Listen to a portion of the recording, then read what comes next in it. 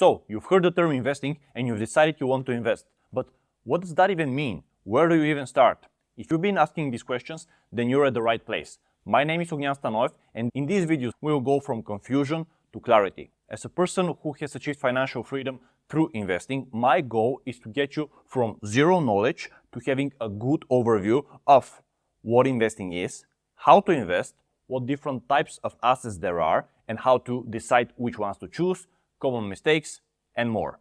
By the end, you'll be able to make an informed decision about your financial future and will be crystal clear on what your next steps should be.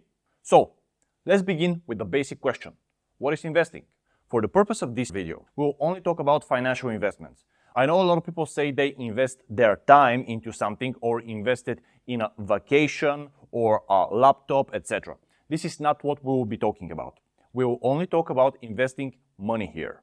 Okay, so first you need to know that there isn't an exact definition, but generally investing means putting your money into something and expecting a return from it, while at the same time having at least a little bit of risk. Two important terms here: return and risk. Return is basically what you get from your investment.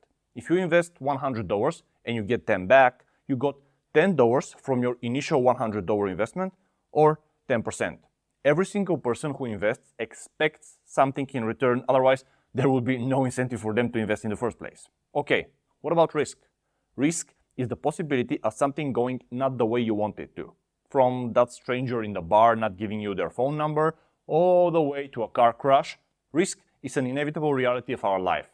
This is an important lesson you need to remember. There is no removing risk, only managing it. The same applies to investing. When you're putting your money at risk to get return on it, you are assuming there is some risk. Imagine it like this. In order for you to make anything you want to happen, a movement needs to be involved. Either you need to move or something else in the world needs to move so that a result can be produced. Same goes for your money. When you're putting your money to work, something moves in the world, and that movement is what brings you results. But just like with getting up from the sofa to get that cup of water, there is a chance you might slip and fall on the floor. That doesn't mean you should not drink water. It just means that you should be looking at your feet when you're walking. This is also the case with investing. A lot of people are paralyzed when they hear the word risk, when they don't realize it's the same with driving a car or getting outside. If you want something to happen, you need to do something. If you want a return on your money, you need to invest your money and let it move, so to speak.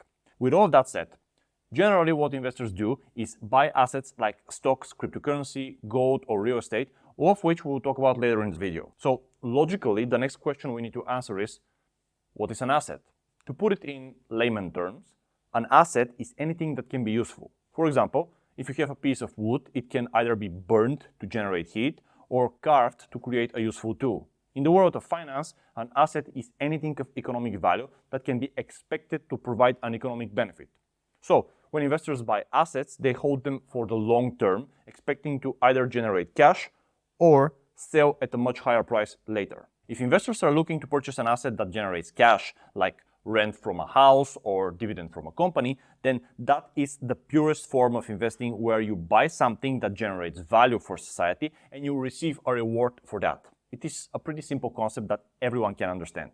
On the other hand, if investors are looking to purchase an asset and then sell it at a later date for a profit, the line with trading becomes a bit blurred, but this is still considered investing. In that case, the investor is looking for something that is undervalued according to them, buy it, hold it, and then, when they think it is overvalued, sell it and make a profit. Not complicated at all, right? Yeah, well, at least until you try to do it, but more on that later. So, putting your money to work in an asset, expecting it to generate return while carrying a certain amount of risk. Now that you know what investing is, let's answer the most important question. Why the hell should you even invest? In order for you to even start investing, it's a good idea to know why. And no, it's not as simple as, I want to make more money. There are 5 reasons why you would want to start investing, and here we will explore all of them. People usually fall in 2 camps. They don't even know the reason someone invests, and so they don't bother doing it. Or they vaguely know they should, but because they don't have clarity on why, they're not motivated enough to start. Now, I will put you in the 3rd camp. The camp of people with crystal clear reasons that easily turn into action. As I mentioned, there are 5 main reasons to invest. The first is that you might want to grow your wealth to reach a specific amount for a specific goal. Note that I said specific. Too often I see people who invest in assets that don't pay any cash to them, like a rent or dividend. They have no plan to take advantage of the profits and they don't know when or if they will ever sell. I will talk more about why this is a flawed way of investing later in this video. But for now, to keep it short, let's just say that to me, just watching a number going up and down on a screen for 20 years without any strategy or a plan for what to do with the money is ridiculous and dangerous. However, if you have a certain goal, for example, building a house, then this changes things. It is a totally okay strategy to pick certain types of investments that you think will grow a lot in the coming years, invest in them, and wait. Whether you invest every month from your salary or a lump sum of money once doesn't matter that much. The idea is that you have a plan and a goal. Once your investments reach the X amount of money it will cost you to build a house, you sell these investments, build the house, and you've achieved your goal. The same can be done for the education of your kids or whatever else you want. The second reason is investing for passive income. Unlike in the previous case, here the idea is to buy assets like rental properties or dividend-paying stocks that pay you month after month and hold them forever. With that cash, you can do one of 3 things. First, supplement the income from your job. Second, reinvest the cash to grow your investments and future passive income, also known as compounding snowball effect. And third, use the passive income to pay for the life you want to live, thus achieving financial freedom, which is usually the last stage of an investor's journey. All 3 goals are possible with the right investment tools, and this is a major motivator for a lot of investors, including myself. The end goal is to have a money-making machine that never stops and pays you for all your expenses while you're free to live the way you want to live. This reason to invest overlaps with the third one, and that is investing for retirement. However, they are not the same, and so I have separated them. Some people like to follow something known as the 4% rule, where you don't invest for passive income but sell 4% of your investments every year once you reach retirement. The idea is that if you do that, your money will never run out. I'm not practicing it and I'm firmly against it, but that's a topic for another video, and I have actually discussed this at length in my FIRE or Financial Independence Retire Early videos on my YouTube channel. However, it's being practiced by a lot of retirees, so I'm including it here. Another way to fund your retirement is through the already discussed passive income that is paying for your life. Now, here a lot of people might ask, but wait, I already have my retirement covered by the state. Why bother? Well, that's a rabbit hole we can stay in for an hour, but I will give you a brief overview. First, you might not have a lot of choice. Depending on how your pension system is structured, you might be forced to invest. If you are, I'm a big believer that if your money goes to buy assets either way, you might as well learn how to pick them, spend as little as possible on the mandatory pension plan, and do the rest of the investments yourself. The majority of the investments the pension funds make are heavily regulated. They invest in very low growth assets and quite honestly are forced by the government to do so. The main reason for that is that a lot of governments are financing themselves by keeping your pension money in government debt instruments, which is something you generally want to avoid. But more on that later in this video, when we talk about bonds. Second, if you have Social Security or any other type of government-backed pension, that's fine, but you have 2 major problems. The first one is lower birth rates. Almost everywhere in the world, population is getting older. That means that there are less and less working adults having to pay more and more older people in order for the government's retirement system to keep functioning. In time, this will probably mean reduction in pension payments or at the very least, big increase in the retirement age. Otherwise, the math just doesn't work. It is impossible for 1 working adult to support 2 children themselves and 3 retirees. So either retirees will have to retire later, receive less payments, or we need to pray for the robots to come save us and work instead. The second is that the currency you will be paid in, be it dollars, pounds, euros, whatever, is getting devalued every year way more than you get increases in your payments. This is a hidden tax that slowly and silently confiscates part of your money while the government keeps printing. So while your nominal pension payments or the payments expressed in absolute numbers might have increased, their relative purchasing power or what you are able to buy with them will have decreased. Which leads me to the 4th reason to invest: to protect yourself from inflation. Everyone knows that by simply saving money in the bank, the number of things your money can buy goes down with time. For example, for the past 10 years, the cumulative rate of inflation in the USA is 30%. This basically means that if you had $100,000 10 years ago, you have $70,000 now. I mean, in your bank account, you'll still see the number 100,000, but this is just an illusion because 100,000 from 10 years ago cannot buy the same amount of stuff. And it's pretty much the same or even worse in Europe and other countries. And this is the official statistic, which is very heavily disputed among economists. I have heard different experts calculate that for the average person, actually, that 30% loss in purchasing power occurred since COVID, so a much smaller time frame. Now, imagine that the government passed a new tax. From tomorrow, you are paying 5% per year of the total value of your savings in taxes. And that's on top of all the other taxes. You will be furious, right? But somehow, if the prices go up with 5% every year, people don't seem to care that much because the amount they see in their bank account doesn't change and they're not actively paying money to the government in the form of tax. However, it is basically the same. So, now that we established that you don't want that, how do we protect ourselves from inflation and the loss of our purchasing power? Through investing. You see, when you keep your money in a bank or under the mattress, it doesn't work for you. But when you purchase a piece of property or a well-run company, it generates cash flow and appreciates in value, allowing you to not only keep up, but even beat inflation.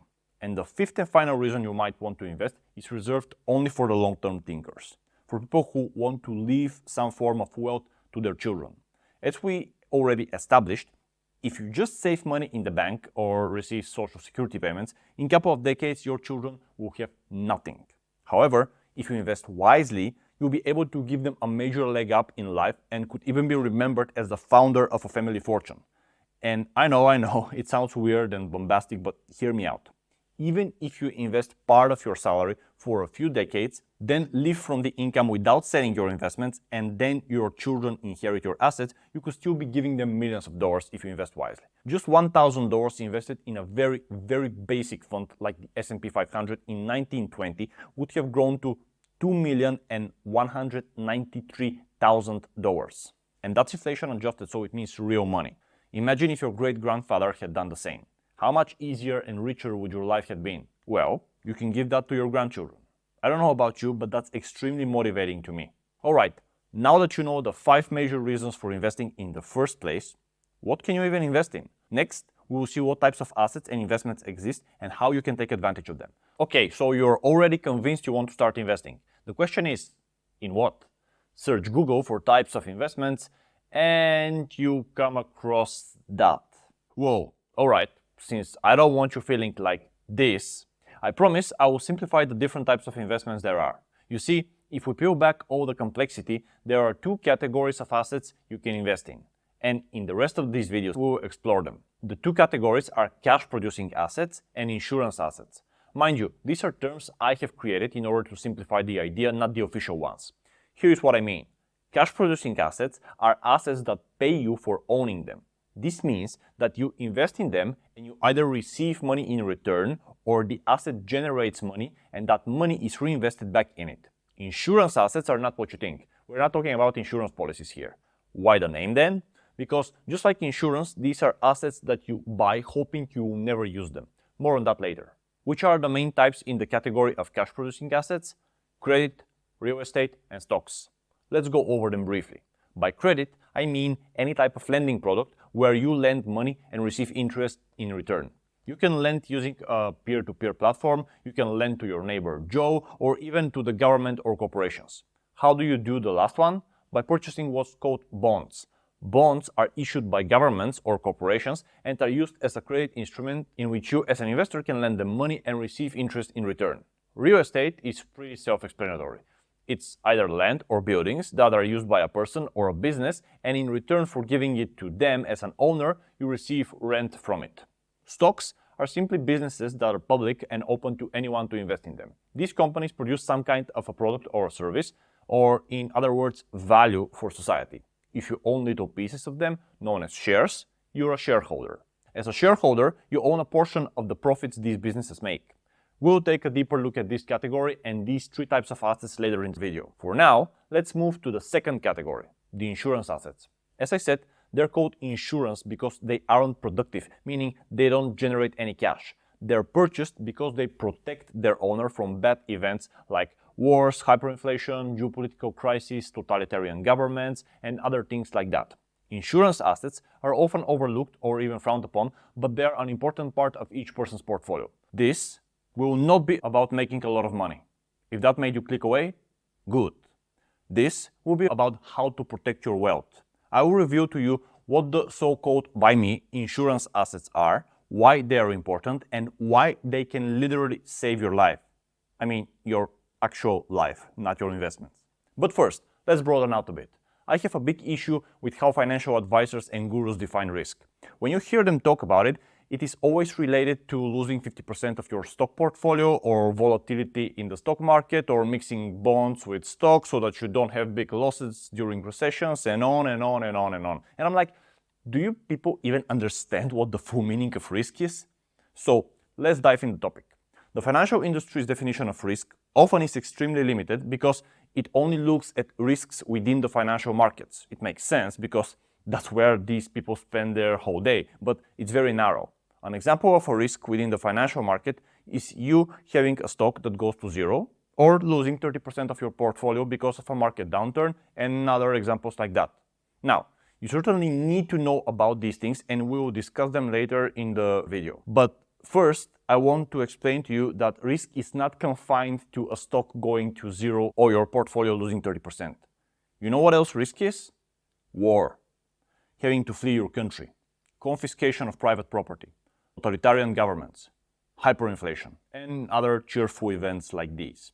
Now, depending on where you're watching this from, some of these might sound a bit far-fetched, but to some of you, these risks might be very real. To the latter crowd, you already understand the importance of what I'm talking about.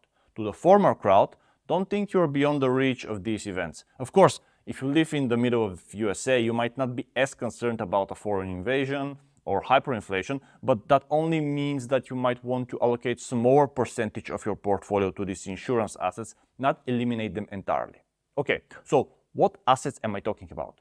There are two main types in this category. The first one is precious metals, and the second, cryptocurrency, mainly Bitcoin. These are the type of assets I will talk about next. Now, before we go into the details of each one and why you want to own it, let me explain to you why I have chosen to teach you about these two types of assets and call them insurance assets. At first glance, there is little in common between precious metals and cryptocurrency. One asset type is a physical object and the other is digital. One is probably the oldest asset type that exists with thousands of years of history, and the other is the newest with roughly 15. One is associated with older folks who are extremely financially conservative, and the other with younger millennials and Gen Z. One is the ultimate place where you store your wealth, and the other is the ultimate gambling vehicle. With so many differences, you might be thinking to yourself, why is that guy putting them in one bucket? Is he insane? Well, if you ask my family members, they might tell you I am, but that's a topic not related to the current video. While I understand the vast differences I just pointed out, when it comes to protecting yourself from extreme and adverse events, these two asset types have a lot in common. The main thing is that they are both what's called bearer assets. Bearer, not bear. A bearer asset is an asset that doesn't require a third party to be present when a transaction occurs. There are only three types of assets like that: cash, precious metals, and cryptocurrencies. The common thing between them is that you can transact with another person without the need of a third party. For example, if you want to buy food with your Visa credit card, Visa can stop or spy on the transaction. If you want to transfer money to an individual that your bank doesn't want you to transfer money to, they can easily stop the wire. If you want to sell or transfer your shares in Apple, your brokerage, where you hold the shares, or even the stock exchange, can ban you from doing it. And even with something tangible and physical like real estate, you can't transfer property rights unless a centralized property register acknowledges the transaction. I mean, you can kind of trick someone into giving you money for your house, but unless they're a complete fool, they will want some documents and a third party like a notary service confirming their ownership. However, if you want to buy food in the store, you can pay with cash and no one can stop you or even know you did it. If you meet someone in the middle of the forest and give them gold coin in exchange for a forbidden secret book, no one can stop you. Same goes for sending Bitcoin to anyone in the world. So That's the most important characteristic of the bearer assets. The second thing in common between cash, precious metals, and cryptocurrencies is what is known as self-custody. In simple terms, self-custody means you don't rely on any third-party service for access to your assets. To illustrate the point again, let's go through the main other asset types. If you have money in the bank, you need the bank's permission to have access to it. If you have stocks, the brokerages is holding them on your behalf. This is not necessarily a bad thing, I'm just describing facts. If you have real estate, you need the acknowledgement of the state in some form of register in order to own it. Otherwise, you would have to patrol your properties with a gun to make sure they are still yours, which is obviously ridiculous. Cash, precious metals like gold or silver, and cryptocurrencies are the only three assets you can store by yourself without the permission or knowledge of anyone else. Unless you are physically forced to give them up, they cannot be confiscated with the stroke of a pen of a bureaucrat. Okay, so we have bearer assets and self-custody in common between cash, precious metals, and crypto. The third thing I will talk about is where physical cash drops out from what I call insurance assets and the reason I am not including it. And that is control by a centralized body. You see, even though you can hold cash in your pocket, its value is still controlled by a centralized body called the central bank. Yes, you can move it freely without the approval of a third party, but its value is not subject to only the market forces. Your cash can literally become worthless overnight with a decision made by a few people in a building situated at the other side of the country. This is impossible with gold or Bitcoin, for example. Now, if you're watching this from the USA or Canada or Europe or any of the more advanced stable nations, then this might be less of a concern. But anyone watching me from a country like Egypt, Turkey, Argentina, Nigeria, and others are painfully aware of what I'm talking about. Some of these people have lost all the value of their savings with the stroke of a pen of a politician. And even if you live in the USA or Europe or Australia, well, over the past century, even the strongest currencies like the Swiss franc and US dollar lost over 95% of their value. Whereas if you had an ounce of gold a century ago, you could buy a top-notch outfit and you can still buy one today. Also, we are not only talking about inflation and hyperinflation. Governments can literally decree that certain type of euro or dollar bill is not accepted anymore, and all of that cash under your mattress become worthless. So, why the term insurance assets? Because in my opinion, while you can make money trading these, their main goal is not to make you rich. Their main goal is to protect you.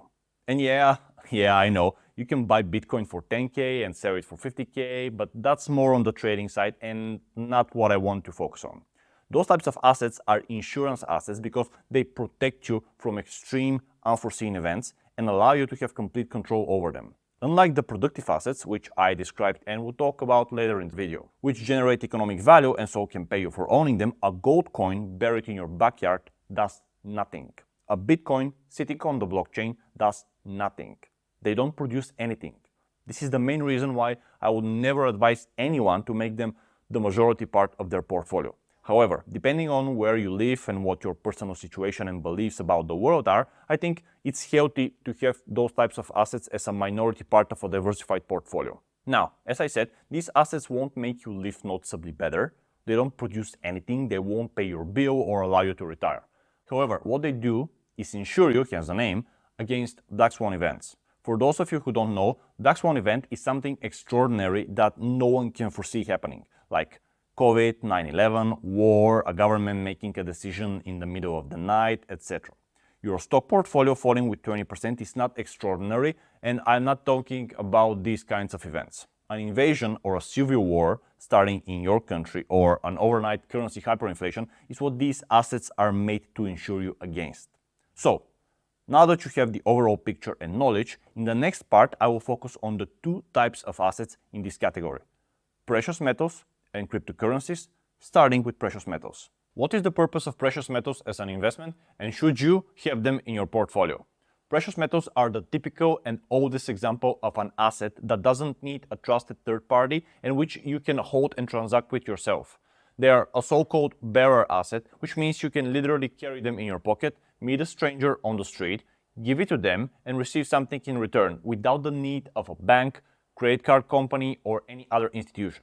Now, that also applies to precious stones, but I doubt I have a lot of people watching that would invest in diamonds or emeralds, so for the purpose of this video, I will keep the conversation to the main precious metals, which could be used both as money and investments. And those are gold and silver. Of course, other types of metals have been used as money as well, like copper, but this is hardly something you can invest in, so I will keep it aside for now. Precious metals have been used as money for thousands of years across different civilizations that had no contact with each other and across all continents. The most obvious example is gold. Gold has always been valued because of its scarcity, natural beauty, and its indestructible nature. The yellow metal does not corrode, it can be melted and reshaped easily without losing its quality, and it does not rust. There are literally golden coins and jewelry found in graves from thousands of years, and if you simply wash and polish them a bit, they are as good as they once were. Because of that, throughout human history, all countries have used gold as a store of value and medium of exchange. Basically, gold was money right up until the 20th century, when the current monetary system was invented. The short version of why that happened is the following.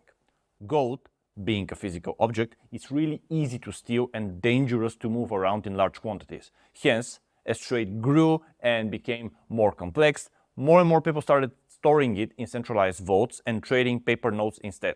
Imagine it like this.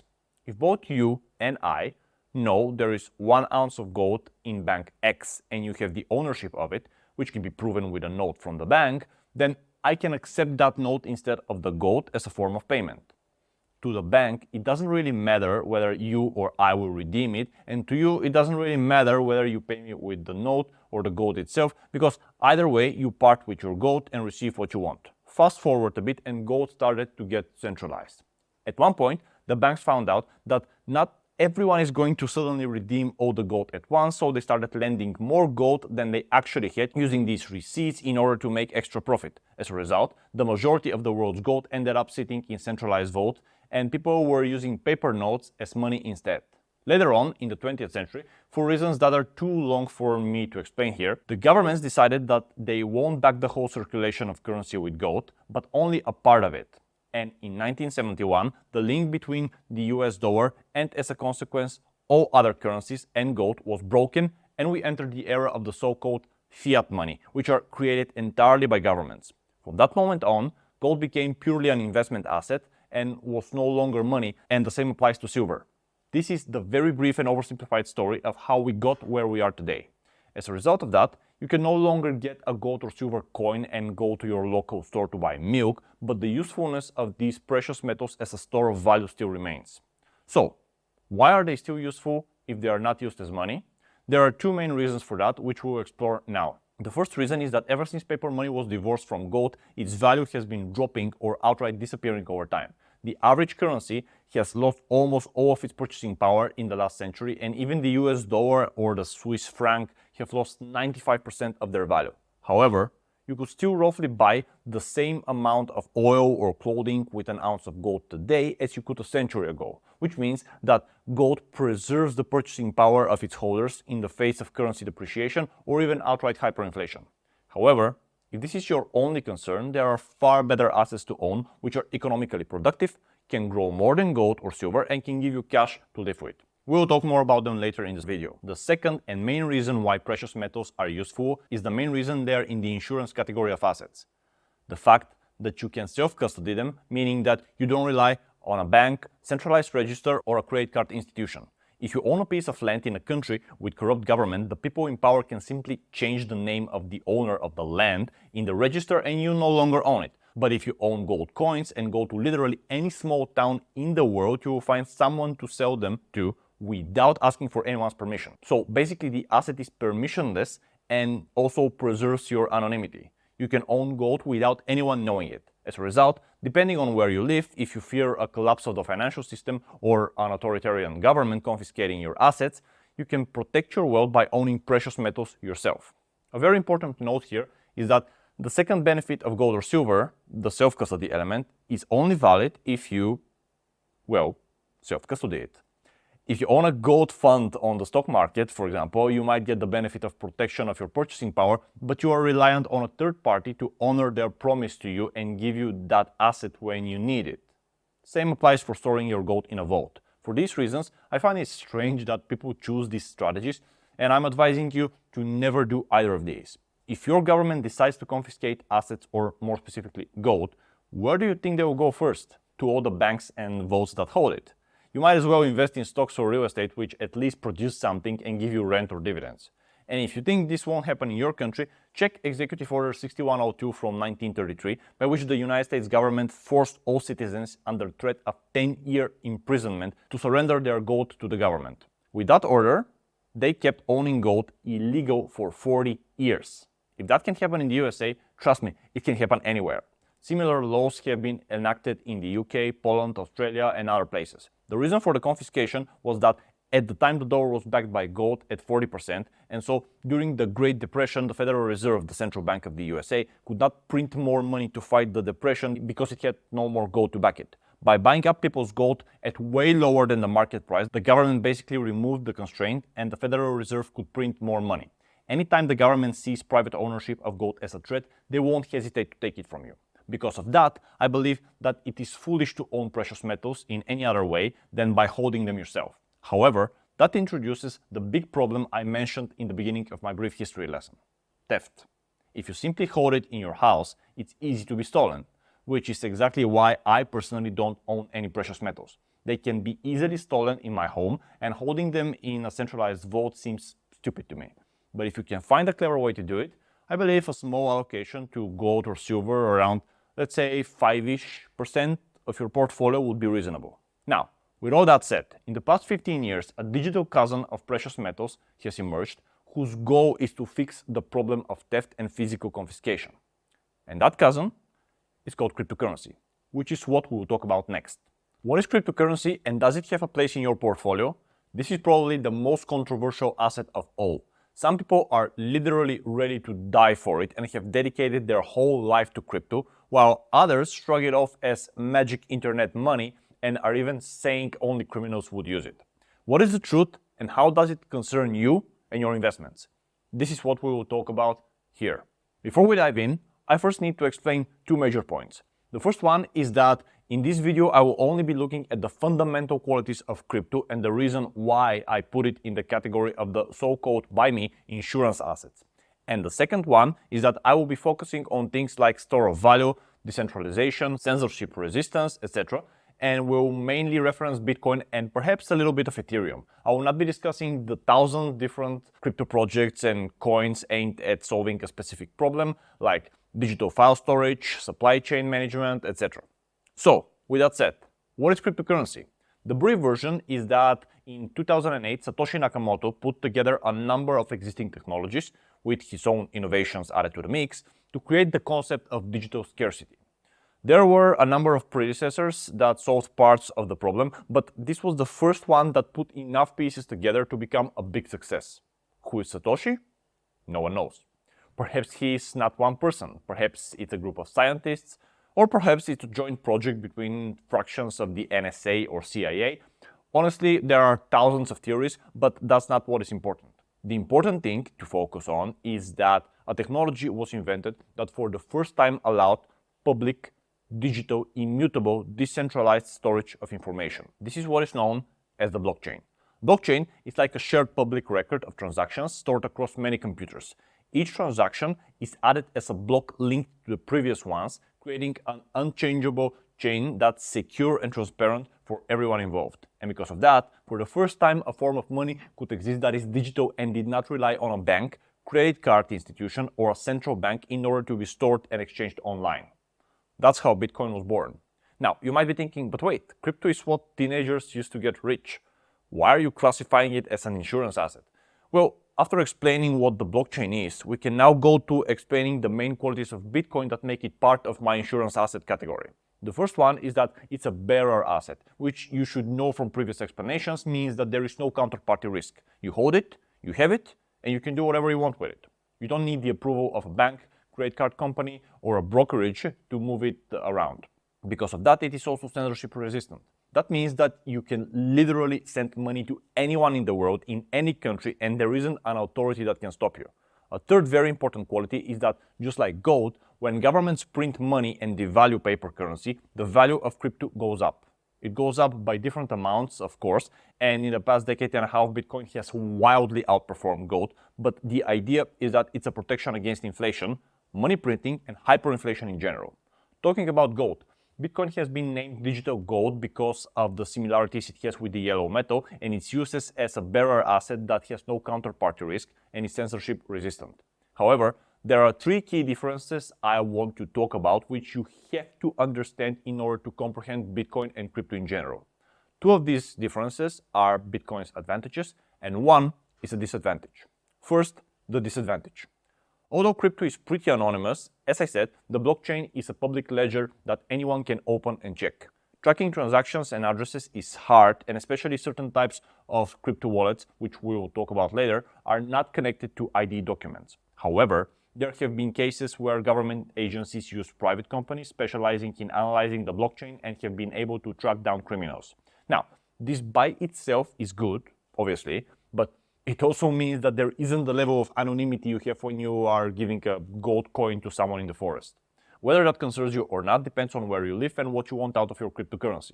Let's start with the advantages of crypto compared to gold. The first one is that if a person holds their crypto properly, they literally need to be tortured in order to have it stolen from them. This is a significant improvement compared to gold, where a thief can break into your house while you're not there and take your gold from you.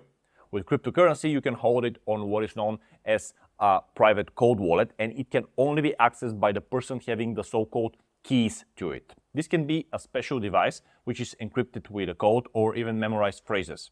If you hold it that way, A, no one will even know you have it, and B, even if you have your device stolen, since it's encrypted, the thief can't do anything with it.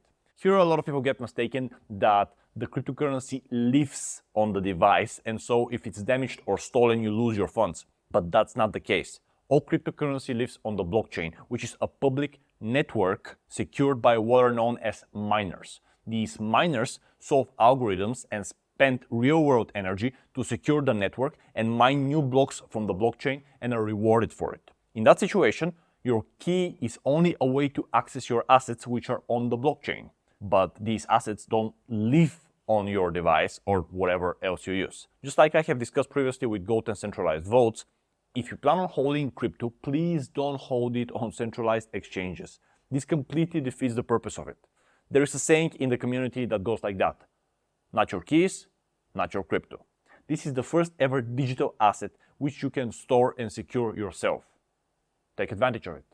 The second huge advantage crypto has over gold is that it's immensely easier to transfer. It's native to the internet, and so as long as you have internet connection, you can transfer value anywhere on Earth without intermediaries or a physical package traveling. This, combined with the previous first advantage, removes the biggest two drawbacks of gold, which forced it to get centralized over time. Unlike gold, Bitcoin is very easy to move and at the same time very hard to confiscate. For the first time in history, you can literally move through customs, airports, and even totalitarian governments' checkpoints and carry your wealth in your head. Then get to a more peaceful and democratic place, find a laptop, and make use of it. This is completely revolutionary. Now, a lot of people hear those qualities and immediately think it's a tool for criminals, but I'm extremely opposed to that view. You see, I'm a person who likes eating food and also likes camping in the mountains. When I engage in both activities, I use knives that help me. The same knives can also be used by me to hurt people. Do you want to live in a society that forbids knives? And are knives to blame? The argument that Bitcoin can be used for criminal activity is just as stupid as banning kitchen knives or banning physical cash. To illustrate what I mean, I only need to tell you a few of the thousands of stories of people escaping corrupt governments or war zones, having everything they worked their entire lives for taken away from them, but getting to safety with Bitcoin and being able to start a new life with it. The stories are too many to count, but for example, I read about this woman from Syria that literally had everything stolen from her on her way to Germany. I mean, even her wallet. When she got there, however, she was able to connect to the internet, cash out her Bitcoin for euros, and at least pay for rent, food, and new clothes and start her life in Germany. Or the Reddit post I read after the war in Ukraine started, of the person who escaped the war, left his real estate, which was destroyed, had his debit cards, but the bank was not functioning, and literally the only thing he had was his crypto wallet. There are also countless stories of people running from hyperinflation or totalitarian governments in Venezuela or Argentina. or war-torn places like Afghanistan, or from political oppression in Iran. Bitcoin and crypto are not tools for criminals. They are tools for freedom. How you use them is up to you. Just like with knives or with cars. You can use your car to get your pregnant wife to the hospital, or you can use it to run over people while you're drunk. The decision is yours. It's not the car to blame, and I think we agree we definitely should not ban cars. Now, unlike the so-called Bitcoin maximalists, I am a rational thinking person, and I need you to know that by no means is crypto the be-all end-all of all assets and is indestructible. A very fun mental exercise I like to do when I talk to these people is to ask them the following question. What if all the developed world governments collectively decided to make it illegal? What then? Cryptomaniacs often like to focus on the technology and how the cryptocurrency cannot be confiscated. Fine, it's true. But they often lack historical, practical, and political understanding of the world. Bitcoin is great for protecting you against a single authoritarian state or a war-torn country. It excels as an asset class in helping you get out of there with your wealth. However, what if all governments decide to collectively make the use, sale, or storage of cryptocurrency a crime? What then? And to this question, I have never been able to receive a proper answer. Let's say you have 10,000 Bitcoins on the blockchain, but you cannot exchange them for money and you can't buy a loaf of bread with them. So, you have random digits on the blockchain with no ability to even pay your rent. If you think about it, there's no normal country in the world where you can take an illegal drug and go to an official exchange to turn it into currency. If the status of crypto becomes the same, it's game over. Another disadvantage of Bitcoin is that it doesn't produce anything. Just like gold that is buried in your backyard, it just sits there and does nothing. Now, there are other crypto projects like Ethereum and others which have a kind of economic utility within their own network, but that's a separate talk for a separate video. So, with everything I just said here, what is my attitude and advice when it comes to cryptocurrency? I view it as the best asset in the world to protect yourself from unforeseen events like wars, political oppression, confiscation of private property, and others, if it is held properly. Because of that, I think it has a place in everyone's portfolio, but as part of the insurance bucket, not the get-rich-quick bucket. However, making it 80 or 100% of your portfolio is, in my opinion, stupid for the reasons I already outlined. With that, we conclude the insurance part of the portfolio from our Investing for Beginners guide. In the next part, we'll start talking about how to invest in productive assets that produce cash to pay for the life of your dreams. So you want to invest for passive income, right? But what exactly does that mean? In this video, you'll understand there are only 3 legitimate sources of long-term, stable and predictable passive income, and everything else is a lie. A lie that has been marketed well to you to sell you a dream that doesn't exist. Sounds fun, right? Let's dive in. First, we need to define what passive income is. That's the easy part. It's income that comes to you without you having to work for it. But now comes the hard part. Here you get bombarded with different schemes, business models, and all sorts of garbage that promises you money without effort. Unfortunately, that's not how the world works. There are only 3 types of assets that produce cash for you passively. Hence, throughout this guide, I will be putting them in the category of cash-producing assets. Those are credit, real estate, and stocks. Let's make a brief overview and then later we will focus on each one in details. First, credit instruments. This is basically you lending money to someone else and receiving interest as a compensation. This could be a corporation, the government, or a stranger through peer-to-peer lending network. If you lend to a corporation or a government, the instrument you are using is called a bond. We will explore how bonds work a bit later. The second option is the one most people understand intuitively because everyone uses it. Real estate. You buy property, someone wants to use that property, and so they pay you every month in order for you to allow them to be there. Pretty simple. The third option is investing in stocks. Stocks are simply businesses which are public, listed on the stock market, and so anyone is free to invest in them. From Apple and Microsoft to Coca-Cola and Walmart, these are all businesses which are open to the public to invest there. They issue shares, which can be purchased literally with a few dollars, and when you buy them, you become a tiny co-owner in that business. That's it. Those are the only 3 options for stable, long-term passive income. So the next time you see an ad for a course that teaches you how to become an affiliate marketer for this software, or start a YouTube channel and receive money while you sleep and other stuff like that, remember this video. While it's true that you might receive a little bit of passive income for a while, this is temporary. The software company might go out of business, YouTube might demonetize your channel, the customers you referred to the software will stop using it, etc., etc. These are all temporary solutions and are businesses that you actively work in, not investments that give you passive income. Always remember that. Credit, real estate, stocks. That's it.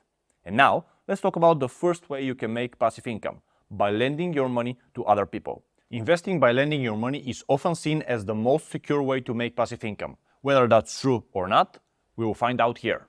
First, you might hear me use the phrases investing in lending and investing in credit instruments throughout this video. Just know that I will use them interchangeably.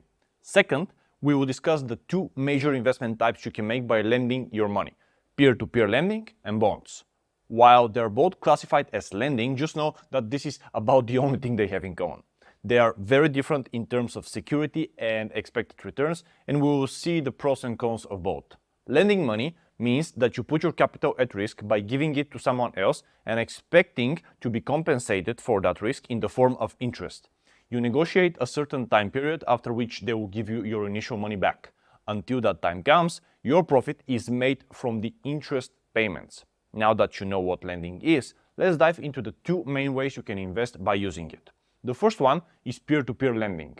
Peer-to-peer, also known as P2P lending, is a way for people to lend and borrow money directly from each other without involving traditional banks. It's done through online platforms that connect borrowers who need money with investors willing to lend their cash for a return in the form of interest payments. It is also known as social lending or crowd lending. The activity has only been around since roughly 2005, but has been growing in popularity ever since.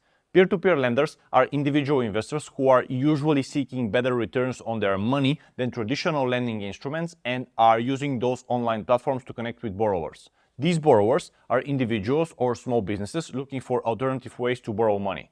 Let's see what the pros and cons are. Starting with the advantages. The main one is that P2P lending offers higher interest rates for investors compared to traditional methods of lending money, like bonds or simply keeping money in the bank. And yes, saving money in the bank is lending, but that's a whole separate topic. So in short, your returns will likely be higher than if you are lending money to corporations or governments. Another advantage for the more do-it-yourself type of investor is that you can personally choose the types of people who will receive loans from you. The platforms allow you to invest in lending based on your risk tolerance. You can use their automatic matching capabilities and set parameters according to which they match you with borrowers. Or you can manually do it yourself. Now, going to the disadvantages. The first one is connected to the biggest advantage, which was higher returns, and that is higher risk. The two often go hand in hand in investing. You're basically lending money to unknown individuals or small businesses that usually can get very good terms from a traditional lending institution like a bank. Because of that, there is a lot higher risk of defaults, which means people not paying back the money you gave them.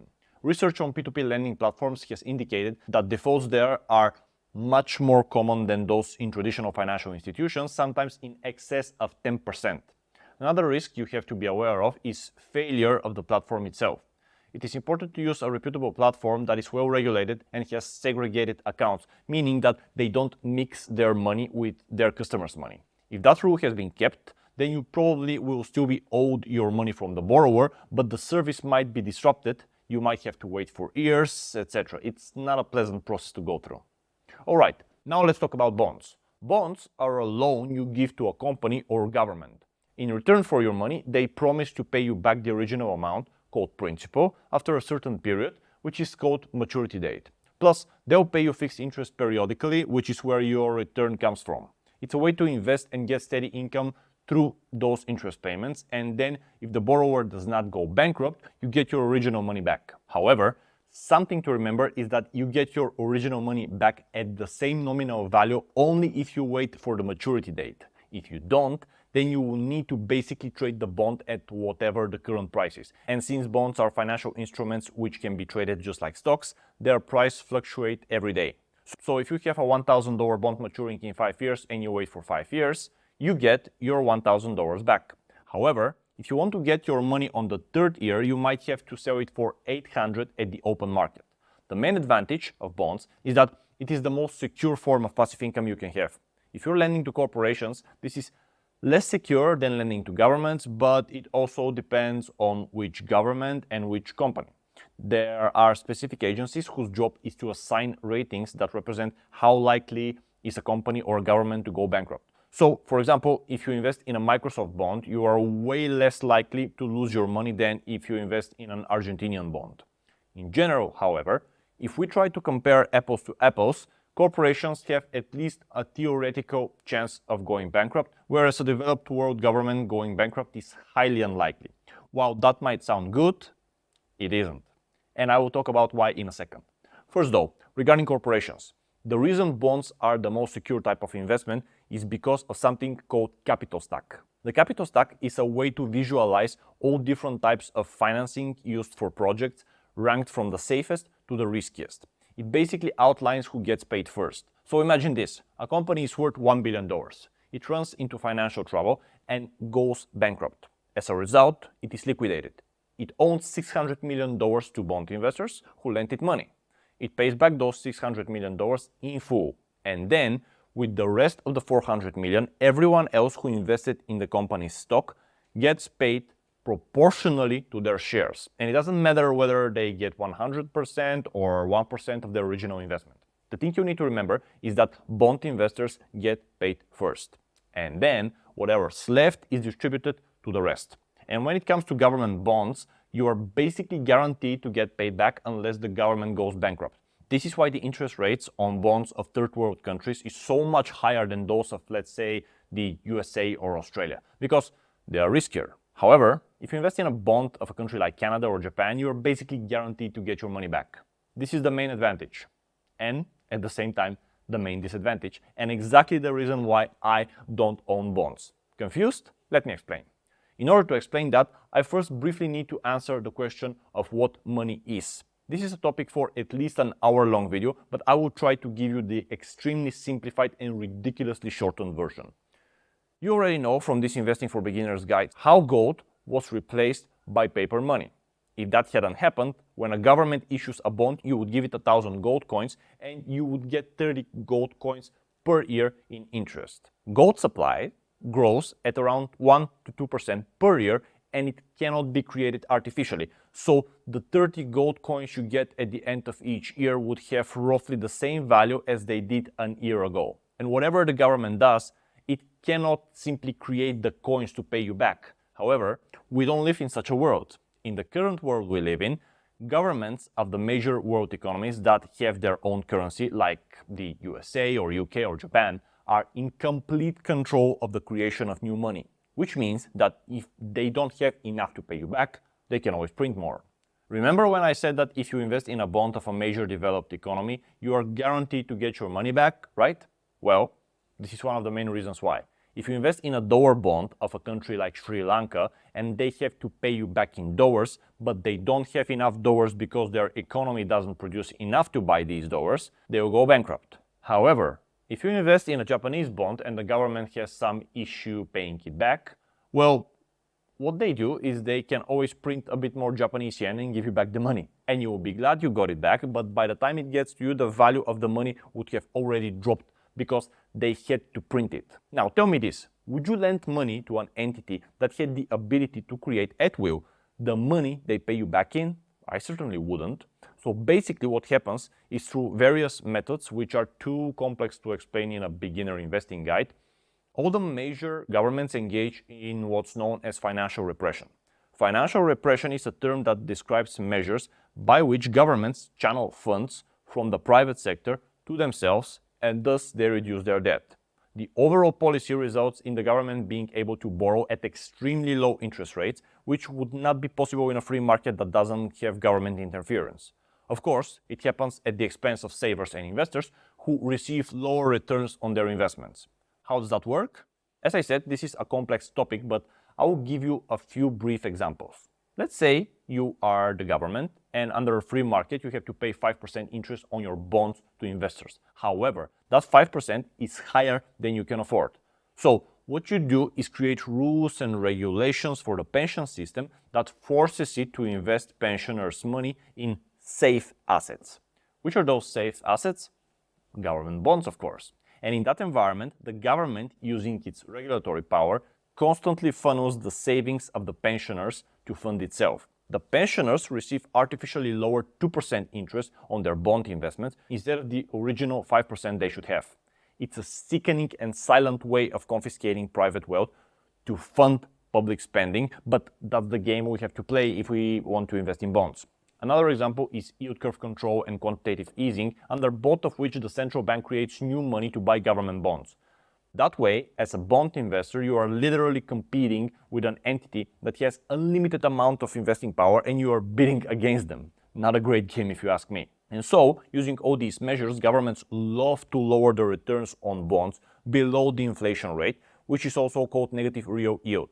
It comes from the word yield, which is the interest of the bond. It is negative because it is below inflation. If the bond is yielding 2% and the inflation is 3%, you are losing 1% a year. And the government uses that 1% difference to slowly erode the amount of their debt by silently confiscating your money while you think you're making 2% income on your investment. But it gets even worse than that.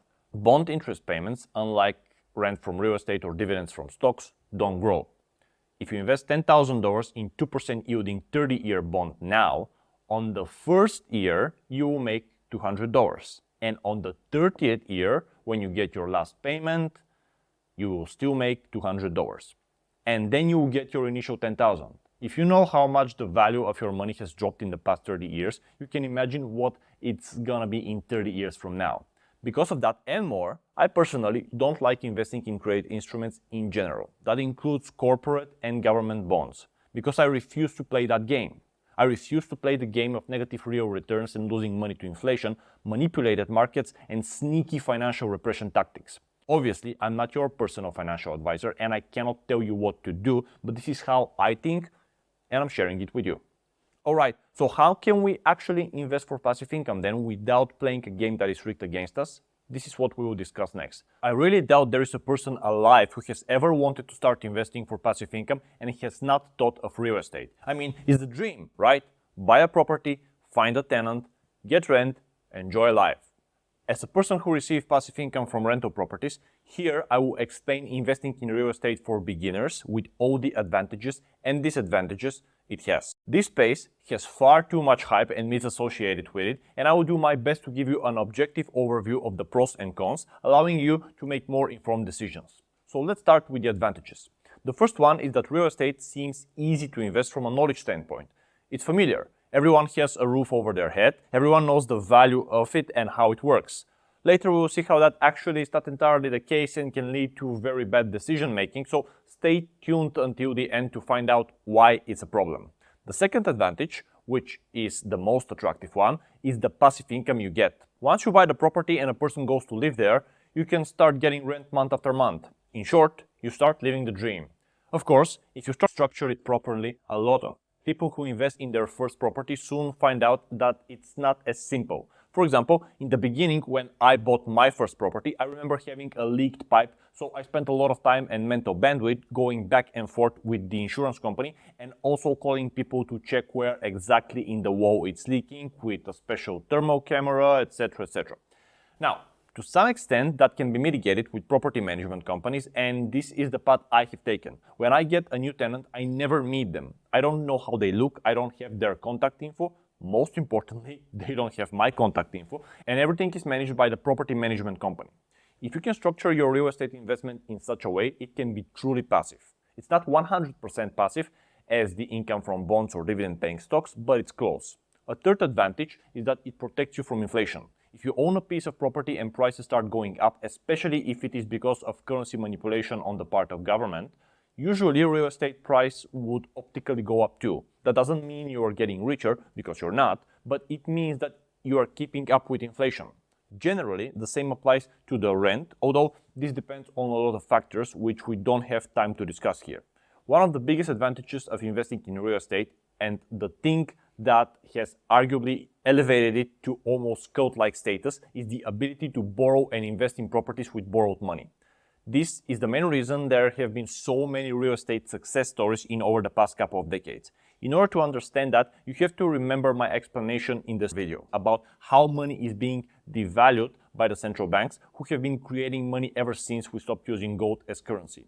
When that happens, the price of assets rise. So the people who own assets win. The losers are the people who save money and invest in debt instruments like bonds, which give you fixed return and don't go up in value. Now, knowing that, here is the double whammy used by real estate investors in the USA. If you're watching this from somewhere else and are wondering why so many of the real estate success stories come from USA, you're about to find out why. In the USA, there is this thing called fixed rate mortgage. When you take such a mortgage, you pay fixed amount of interest for the whole time, regardless of economic conditions. When that happens, the value of the future dollars you pay the mortgage in goes down because of money printing, while the value of the real estate you own goes up.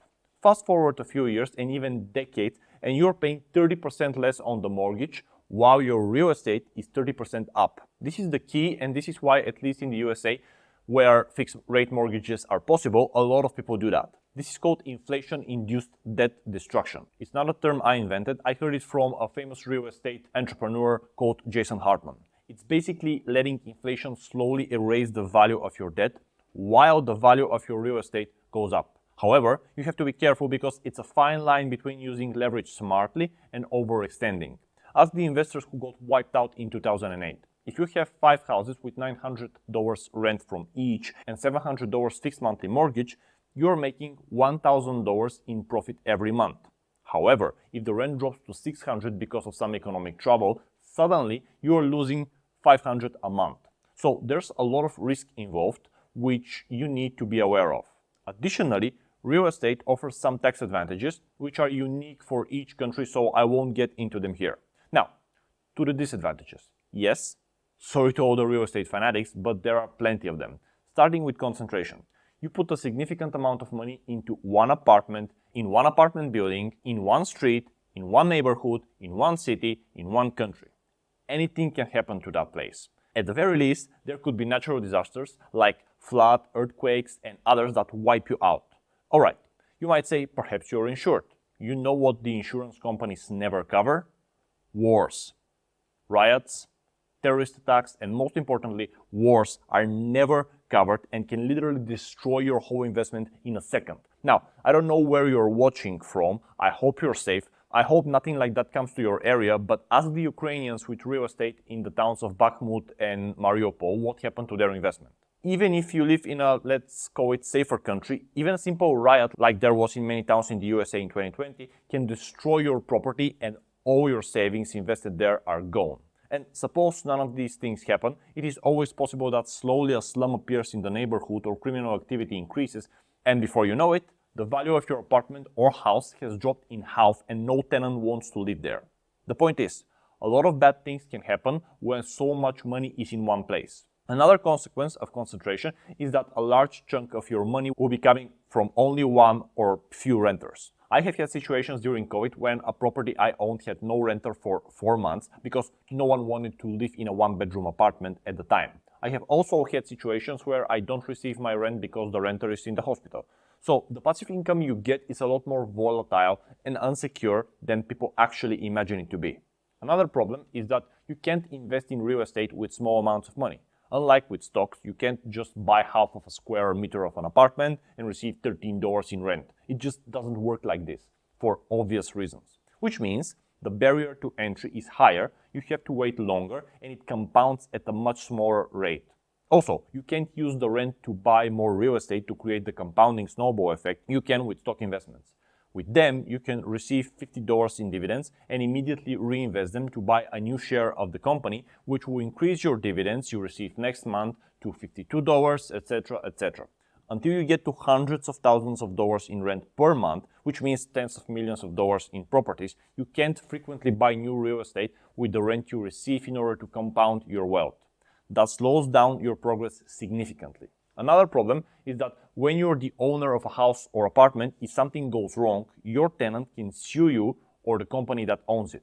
Now, that depends on where you live, but for all the people from the USA, you live in the land of the lawyers that you painfully know, and I've seen horror stories of people getting sued because a tenant slipped on their staircase or something like that. The last issue I will talk about is the so-called familiarity bias. It's a term used to describe the idea of feeling safe because you're investing in something that is close to you. I have literally talked to a friend that he should buy a diversified fund representing a basket of high-quality top USA companies selected by this and this criteria. And he said, that sounds risky. I'm not sure what's going on with these companies. And I'm like, dude, you just put $100,000 into an apartment in that town. Do you know the employment stats and the projections for the next decade? He says no. All right, have you made the calculations regarding the demographic profile of the place and the country as a whole, factoring migrants going in and out of both the country and the city? He says no. All right, what is the birth rate in this town? He has no idea. Give me the top 5 employers and how their business is going. At this point, my friend is starting to want to punch me in the face. And then I tell him, well, what the hell are you doing then? You literally made as much research for your investment as for the fund I offered to you, but somehow one is risky and the other isn't. And then I explained to him my theory about my familiarity bias, and suddenly it was like a light bulb switched on for him. The bottom line is this: just because you bought a bunch of bricks you can touch and smell doesn't mean that you've made a safe investment. It's just a trick your mind is playing with you. Also, you don't control nearly as much as you think. Yes, you have the key to the apartment, but that's about it. You don't control the new construction plans that might overcrowd the neighborhood. You don't control the birth rate, the economy of the area. You don't control whether there will be war or riots, etc., etc. You just have the illusion of control because of the familiarity bias. Now, I don't want to sound overly negative about real estate. That would be hypocritical since I am a real estate investor myself. I'm just giving you a good overview of the pros and cons of this type of investment so you can make a more educated decision. I like real estate and it is my second favorite investment. Which one is my favorite? We'll talk about that next. Do you know where you can find the biggest concentration of wealthy people? The one place where the majority of the world's billionaires are? Is the stock market. Why? Well, because the stock market is made up of companies, and companies are what creates most of the value in our world. In order for you to understand what stocks are, I will tell you one of my favorite quotes of Warren Buffett. He says that you aren't investing in stocks, you are investing in businesses. Once I heard that, I took it to heart and started applying it both in my life and in my teachings. The problem for most people is that when they see something like the stock market, they see a big abstraction. They imagine charts on screens, fancy jargon, and start getting confused. So let's bring things down to earth. What is a stock? A stock is a company. What is a company? It is a business. Just like your local bakery or grocery or gym is a business. However, when a business grows, it starts needing more capital in order to survive and thrive. Enter the stock market. When these businesses start needing more capital, they might choose to go public. What does that mean? It means listing shares on a stock exchange where anyone can buy parts of the companies. Those shares are simply those parts. When they do that, it dramatically eases their access to money because they no longer have to go to meetings, negotiate terms, sign contracts, etc.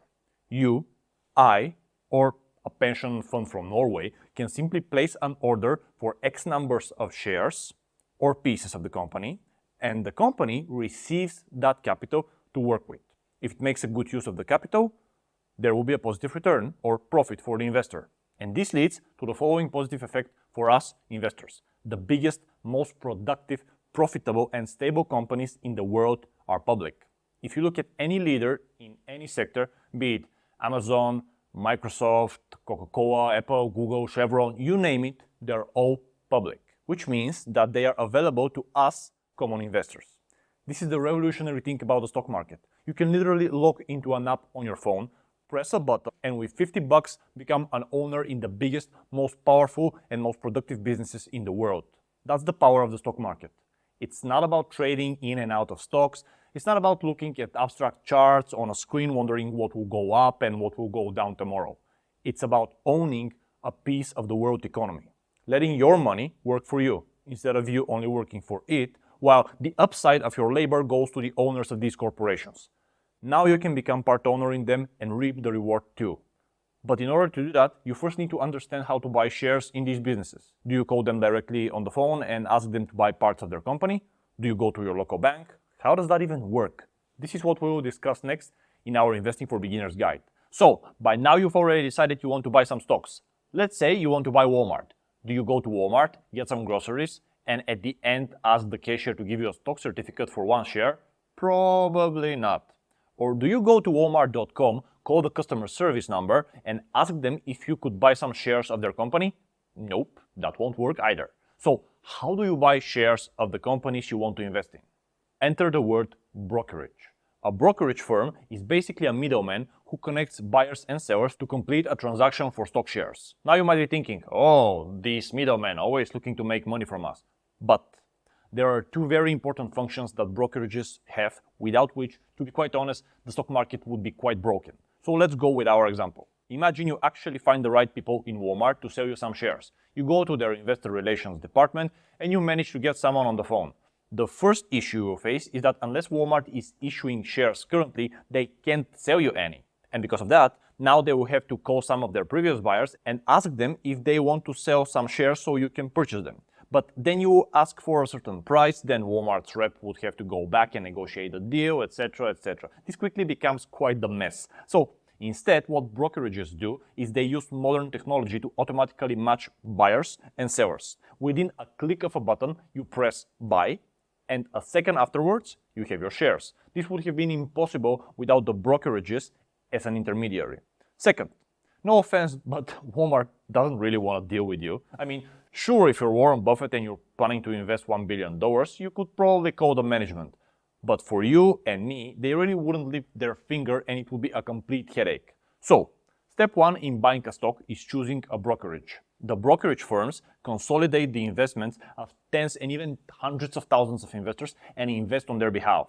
Of course, for that convenience, they charge you fees, but the modern brokerages have such low, in some cases almost non-existent fees because of technology and competition, that unless you're day trading, doing tons of transactions every day, it doesn't really matter that much. Now, the question comes, how do you choose a brokerage? If you try to Google it, you will find dozens and dozens of companies offering you their services. For the purpose of this guide, I will divide the brokerages into two categories. The traditional, older, larger brokerages is the first one. And the second one is what I call trendy apps brokerages. The trendy app brokerages are companies like Robinhood, eToro, and others. I'm honestly not a fan of them and have never used their services, and so I cannot speak from experience. But what I know is that most of these companies design their apps in a way that is really easy and intuitive to use. However, they also design it in a way that makes you trade more often. And trading often is the enemy of the long-term investor.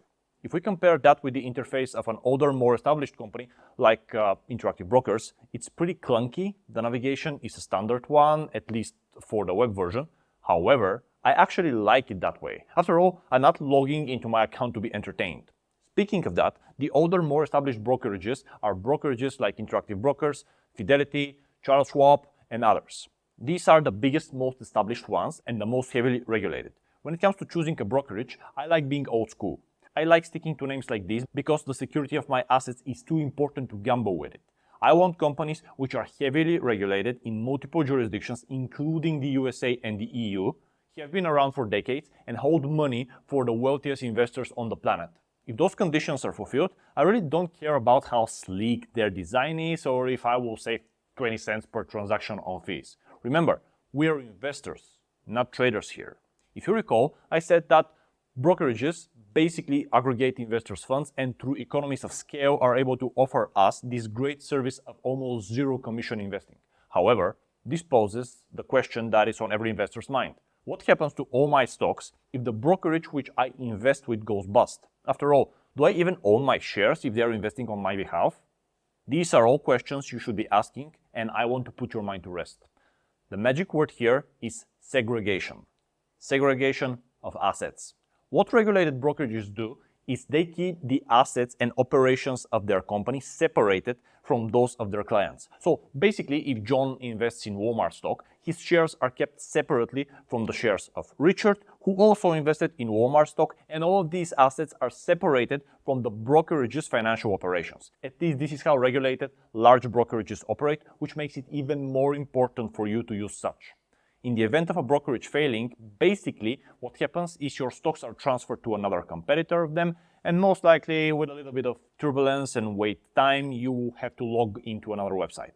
But your assets are still yours. Not only is the likelihood of a large regulated brokerage failing close to zero, but if it happens, it's not the end of the world. If you invest in Coca-Cola, you are still the owner of the shares in Coca-Cola, and which brokerage exactly manages your investments won't make that much of a difference. Also, your investments, and that includes the cash in your account, are insured up to certain limits depending on the country you're in. In the USA, it's up to $500,000, for example. And remember, you get your shares no matter what if you use a reputable brokerage. So this is just an extra precaution and a safety net for your cash in your account. All right, now that you know what stocks are and how to buy them, let's move to the juicy part. How to build your wealth and create the ultimate passive income machine that will last for generations using the stock market. One of the ways to profit from stocks is the buy low, sell high strategy. In case you don't know, this means buying something when the price is low and selling when the price is high. Stunning insights, Ognian. The strategy sounds simple, but it actually isn't. And now I will talk about how to do it, what it is good for, and what problems you will face by executing it. The buy low, sell high strategy relies on the price appreciation of a stock. If you buy company X for $100 and sell it for $200, you obviously made 100% profit. The tricky part is that because there is no cash flow involved, since you are not relying on dividends, there is a degree of speculation involved. You don't make any profit until you sell. You might be sitting on that stock for 5 years, and the only thing you will be seeing is your profit on a screen. But it's not real until you execute a sale. How do you know when to sell though? This is what we will discuss now. There are hundreds of ways investors use to determine when to sell a stock. Since I don't want to make this video 5 hours, I will briefly look at 4 of them. The first one is the PE ratio. PE stands for price to earnings. Earnings is basically the profit of the business. If a company earns $1 million per year and it is worth $20 million on the stock market, then it has a price to earning ratio of 20. 20 is the multiplier on the $1 million of earnings the market has put on a stock. The more stable and with better future prospects the stock is, the higher the multiplier, also known as multiple, will be. If the price goes to 25 million while the earnings stay at 1 million, then that means the market is valuing the company and its profits at a higher level. Pretty simple. Investors like to look at what's known as the average price to earnings ratio. They take, for example, the average of the past 10 years. If it is 15 and now the stock PE ratio is 25, then the common wisdom is that the stock is undervalued and you might want to sell it. However, I personally don't like to use this indicator because it is very flawed. It tells you nothing about the future prospects of a company. It might happen that the company has revolutionized their business and the big gains are just getting started. And the problem is, you would have sold early because you were looking at the average for the past 10 years, not factoring the big changes that are happening. Another way to see if something is undervalued is the market sentiment towards it. Since this is more of an internal psychological assessment, there isn't exactly a hard piece of data that you can use. It's just the market's positioning. Some people use call or put options, which are basically bets on whether the stock will go down or not, but that's far too complicated and is for traders, so I won't get into it here. A useful tool you can use for the market in general is the Fear and Greed Index, which you can find here, but this tool is used for the market as a whole, not individual sectors or stocks. With the next 2 ways, we are getting more into the realm of trading and technical analysis, so I will just mention them quickly. The first ones are various momentum indicators. Example of that are Relative Strength Index, known as RSI, and Williams Percent R. When you use them on a chart, both are showing you whether a certain stock is overbought or oversold. If the stock is overbought, that means that it is way above the normal and there is too much buying activity going on, which means that supposedly there should be a pullback of price and you might want to sell. On the contrary, if it is oversold, that means there are way too many sellers and the stock is out of balance, which means you might want to buy. I'm oversimplifying it and it's not as easy, but this is not a trading course. The last way I will mention are the support and resistance levels. When you are looking at a chart, sometimes you will see a lot of places where the price has bounced and gone back and then bounced and gone back. These are called support for the downside and resistance for the upside levels, and they indicate that there is a big battle between sellers and buyers there. Once the price breaks out, a lot of people use it as an indicator to either sell or buy, depending on the direction. Now, all of these methods are very problematic and to me are not suitable for the average investor. I think that the only really good way to use the buy low, sell high strategy is to have an overview and opinion of a company or a sector and understand the reasons why it might do well in the longer term. And by longer term, I mean years. For example, if you thought that social media would have been a big thing back in 2013, you would have done very well to purchase Facebook stock, which is now called Meta. Once you have that overview and conviction, you buy and you hold for 2 reasons. The first reason would be to build up your wealth and protect yourself from inflation for an indefinite future. Let's say you believe the technology sector will do great and you know you might want to start using your money for something 20 years down the road. You buy a fund full of tech stocks and you wait. 20 years have passed and now you want to start spending. Hopefully you are right and now your money has been multiplied. A second reason why I think someone should use that strategy is for tactical purposes of buying something. Let's say a house or a dream car or whatever. That way you have something to aim at. Let's say you have $50,000 and you want to pay your mortgage that is $100,000. You hope that in 4 years, those $50,000 would become $100,000. On the fourth year, hopefully you are right, the 50K have turned into 100K, you sell all of your investment and you pay off your mortgage. You had a goal, you knew when you reached that goal and you fulfilled it. The reason why I don't think it's a good idea to hold stocks that don't pay dividends without any direct goal is that you essentially turn from an investor to a charity. I sometimes ask people, all right, so when are you planning to sell this company? They answer to me, never, it's a great company. I'm like, okay, does it pay a dividend? They tell me, no, it doesn't. And I'm thinking, wait a second. So you just gave your money to a corporation that doesn't pay you anything for owning it. And when I ask you, when will you take profits? You say never. Pardon me, but I think this is the definition of charity. You gave part of your wealth to an organization. That organization is working with the money and you will never make use of it. Having said that, it brings me to the problems with the buy low, sell high strategy. The first one is that it often turns into buy high and sell low. Very few people can accurately predict the market's movement consistently, and so if you try to do more short-term version of the strategy, by short-term I mean months, it will likely backfire. Statistics are simply not in your favor. That leads me to the next issue. As I said, no one really knows when the highs and the lows are, and so it's really hard to decide when to take your profits. How do I know? I have actually asked people. This is a poll I made in 2022 in a local investor Facebook group with tens of thousands of members. The question was, to sum up, if people who have non-dividend paying investments have sold them for a profit in late 2021 and the beginning of 2022. In the picture, you will see the word capital gains, which means the profit you make from selling something at a higher price than you bought it. So why exactly did I ask that question? The reason is that ever since the financial crisis of 2008, these types of assets described in the question were going up and up and up, and that was known as the longest uptrending or bull market in history. However, it ended in 2022 for reasons that are beyond the scope of this training. But what you need to know is that for the first time in over a decade, the prices of these assets fell with tens of percentages, in some cases even up to 90%. The idea is that if you couldn't take advantage and make substantial profits before prices crashed during more than a decade of the biggest increases in prices of assets in the history, well, then when the hell do you expect to be able to do that? The result was, as you can see from the poll, that out of 282 votes, 87% of people didn't do it. 87% following the strategy of let's just buy and hold and I will sell in the future couldn't take advantage of the best time in history to do that. Well, if they couldn't do it then, I would argue that they will never be able to do it because it's hard. Because you don't know if now is the right time. You don't know if it is a temporary crash and you don't want to feel like a fool for selling. It's hard to predict and it's really tough on you mentally.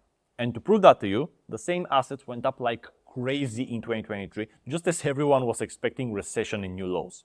Another issue is that you depend on the market's perception of a company, not only the company's real cash generation ability. We already discussed the PE ratio, where the market assigns a multiple on the profits of a stock and this creates the price.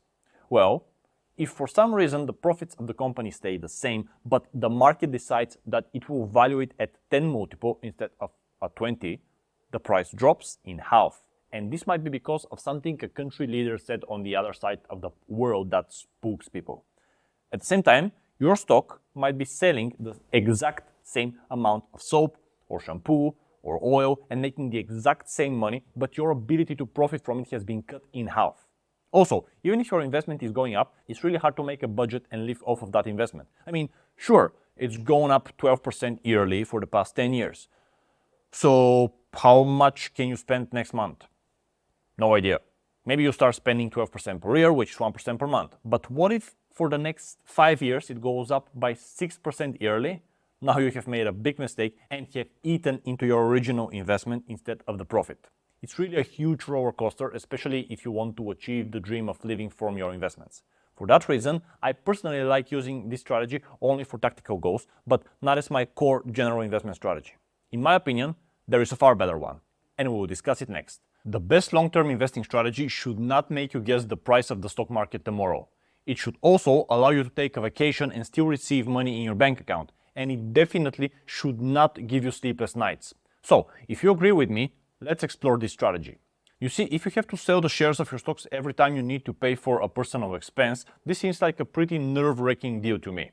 Or imagine having two houses in one city that you receive rent for and an earthquake strikes or there is a riot there. Again, not ideal. What solves these problems? The strategy of dividend investing.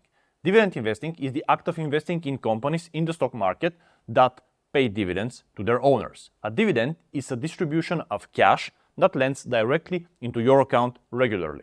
Most companies and funds pay them every 3 months, some pay them every month.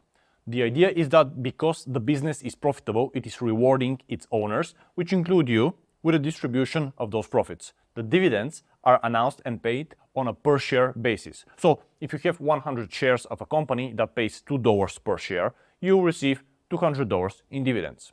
As you have probably noticed by now, when that happens, you don't need to sell any of your 100 shares in order to get cash. You are receiving it straight in your account, distributed by the company, and after you get it, you still have the initial 100 shares. This is one of the most appealing qualities of dividend investing, as opposed to buy low, sell high strategy. You never have to lower your ownership in the company in order to make a profit. Before I continue with the reasons why this is my favorite strategy and why it is the best one for the average person, I have to be honest here. Nothing is perfect. So first, let's talk about the disadvantages of dividend investing. The first and the main one are taxes. Each time you receive a dividend, it is taxed. Now, at what rate or if it is taxed at all, it depends on where you live. However, the general idea is that since you're receiving the distribution, you owe taxes on it. Of course, you also owe taxes if you sell a company stock for a profit, because either way you are making money and getting it in your bank account. So if you want to use the fruit of your investments, you will probably have to pay taxes. The only way you don't pay taxes on your investment is if you have a stock that doesn't distribute dividends and at the same time you don't sell any shares from it. Another minor con of dividend investing that only applies to people who are not experienced in it is that sometimes you might fall for something known as an yield trap. The yield percentage is the percentage of the dividend compared to the price of the stock. If the price is $100 and it pays $5 in dividends, the dividend yield is 5%. An yield trap is a company that pays very high and attractive dividend yield but can't sustain it for long. Usually, they might be in a declining industry or have a lot of debt or something like that. Inexperienced investors that only look at the yield and not at anything else might fall for it, only to find themselves with the company eliminating the dividend because they can't sustain it any longer. There are ways that this can be easily avoided by just a few important metrics, but they are beyond the scope of this video and I teach people about them in my general content and in my investing program. Now, let's get to the advantages of dividend investing. The first one is that dividends are a lot more stable than share prices. The price of a stock fluctuates non-stop and depends on the psychology and mood of the market, the news, wars in the distant part of the world, what the finance minister said this morning, etc., etc. That's not the case with dividends. They are paid out of the company's profit. If the business sells more shampoo, you get more dividends. Period. Speaking of shampoo, here is a chart showing the price fluctuations of one of the biggest and most famous dividend pairs, Procter & Gamble. All the red squares point to a prolonged period of price decline. You can see the volatility. And I didn't even want to circle the small price fluctuations you also see on the chart. The price is constantly going up and down. And here is a chart of their dividends. This company has been paying increasing dividends for decades and decades. Throughout all the price fluctuations I showed you in the previous chart, they are depositing money in your bank account non-stop. Isn't that awesome? I mean, just compare the two charts and you can decide for yourself which one makes you sleep better. Another advantage of dividend investing is that the cash from your dividends can pay for your life, something you can't achieve if you are simply looking at a stock price increase on your screen. You get the money in your account and you decide whether you want to reinvest it to compound your wealth or pay your bills with it. Imagine how much more fulfilled you are going to be if you are constantly getting cash in your account, regardless of whether you spend it or reinvest it, instead of watching a line go up and down on a screen for years and years. The next advantage of the dividend strategy is that it is really a lot easier to pull off psychologically. A little side note here. You have to understand that investing isn't only a game of numbers and charts. It's also a mind game. If you can't sleep well at night with your style of investing, regardless of the fact that your body has great results with the same exact style, you will probably be screwed. You will make a mistake, you will panic sell, or at the very least, you will hate your life.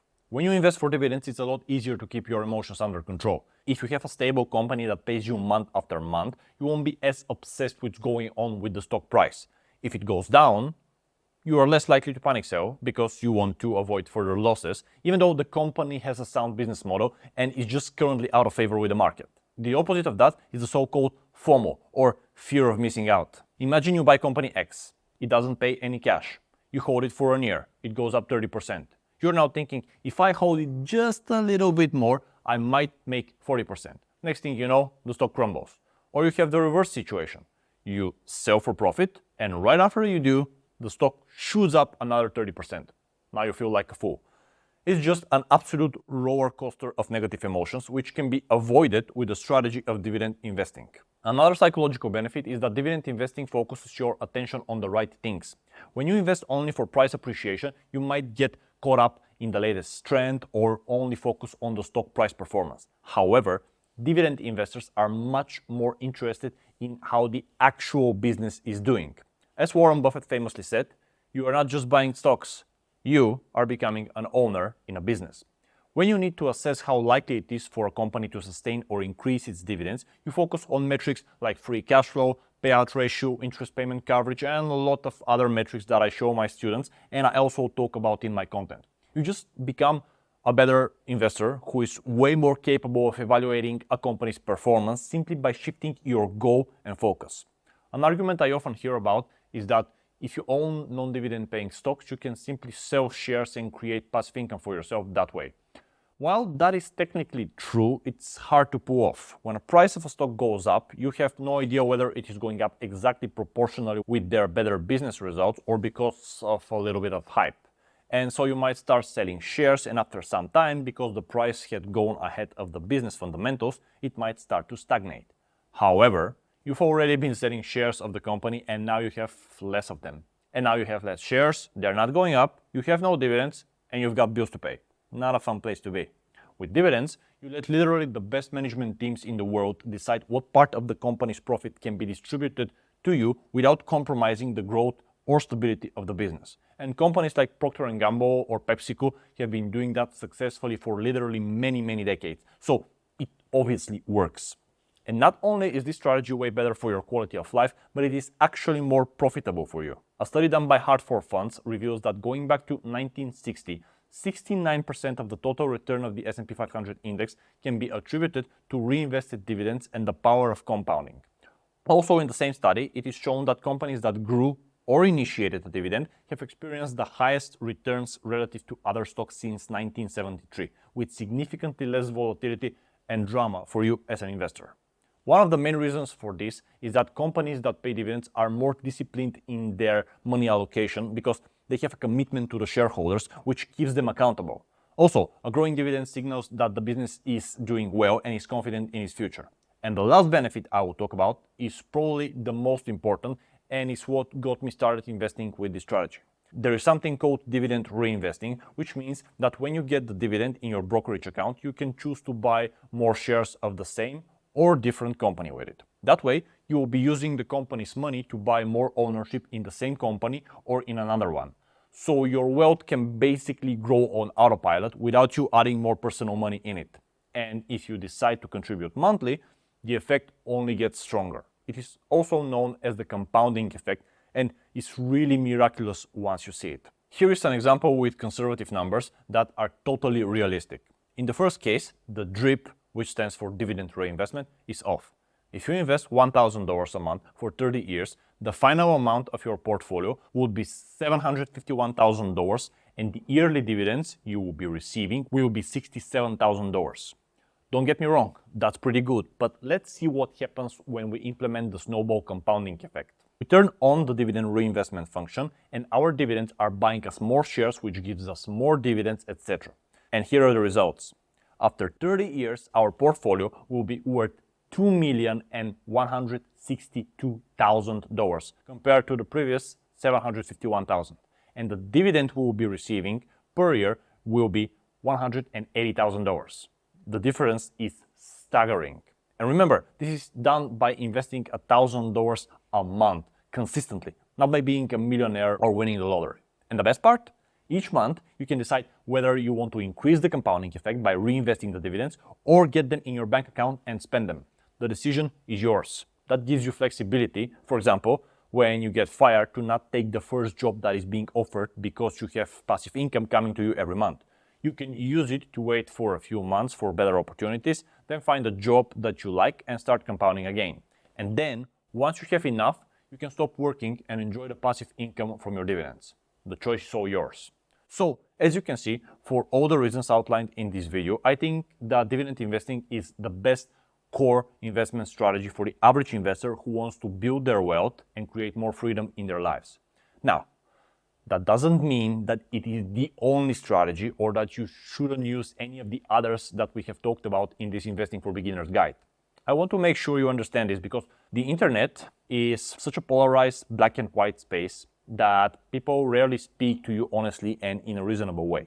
The reason is that by creating a division, polarity, and by attacking the other side of the argument, a creator taps into our tribal instincts and is able to gather more attention and make more money.